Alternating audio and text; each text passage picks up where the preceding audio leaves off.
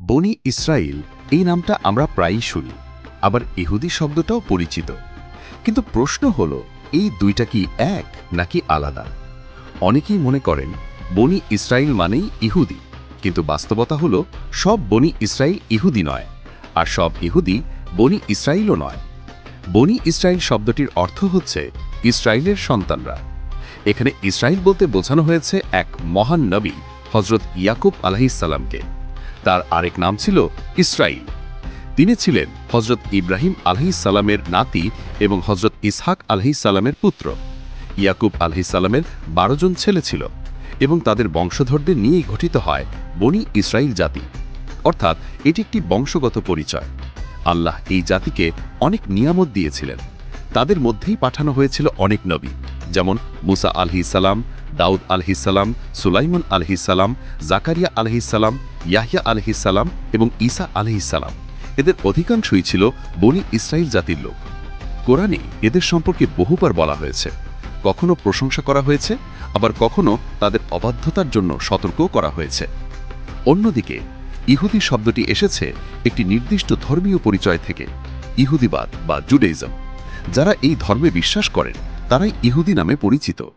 মূলত তৌরাত নামক ধর্মগ্রন্থের অনুসারী এরা, যদিও কালের পরিক্রমায় তারা এই ধর্মগ্রন্থকে বহুবার বিকৃত করেছে। তারা মুসা আলাইহিসসালামকে মানে, কিন্তু ঈসা আলাইহিসসালাম ও মোহাম্মদ সাল্লাল্লাহু আলাইহিসসালামকে নবী হিসেবে মানে না। ইসলামের দৃষ্টিতে এই অস্বীকৃতি তাদের পথভ্রষ্ট করেছে।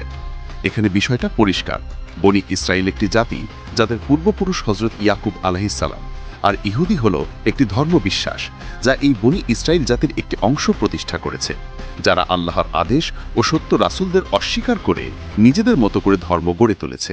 ধরে নেওয়া যাক সব ইহুদি বনি ইসরায়েল বংশোদ্ভূত, কিন্তু সেই বংশধরদের সবার ধর্ম আজও ইহুদিবাদ নয়। কেউ কেউ খ্রিস্টান হয়েছেন, কেউ কেউ মুসলমানও হয়েছেন, আবার কেউ কেউ ইহুদিবাদে দীক্ষিত হয়েছে বংশগত ইসরায়েল না হয়েও। তাই মনে রাখতে হবে, বনি ইসরায়েল একটি জাতি বা গোত্র, আর ইহুদি একটি ধর্মীয় গোষ্ঠী। তাদের ইতিহাস থেকে আমাদের অনেক শিক্ষা নেওয়ার আছে, বিশেষ করে আল্লাহর আদেশ পালন, নবীদের প্রতি শ্রদ্ধা এবং সত্যের পথে অটল থাকার গুরুত্ব। সবশেষে কোরআনের আয়াতে আল্লাহ বলেন, হে বনি ইসরাইল, আমি তোমাদের প্রতি যে নিয়ামত প্রদান করেছি তা স্মরণ করো, এবং যে অঙ্গীকার তোমরা করেছিলে তা পূর্ণ করো, তাহলে আমিও আমার অঙ্গীকার পূর্ণ করব। এটি হল সূরা আল বাকারা আয়াত 40।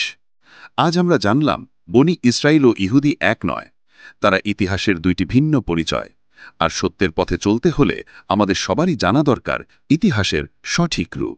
ভালো লাগলে একটা লাইক দিন, মতামত জানাতে কমেন্ট করুন, আর এমন আরও কন্টেন্ট পেতে আমাদের চ্যানেলটি সাবস্ক্রাইব করতে ভুলবেন না। ধন্যবাদ সবাইকে, ভালো থাকবেন, সুস্থ থাকবেন। আবার দেখা হবে নতুন কোনো ভিডিওতে।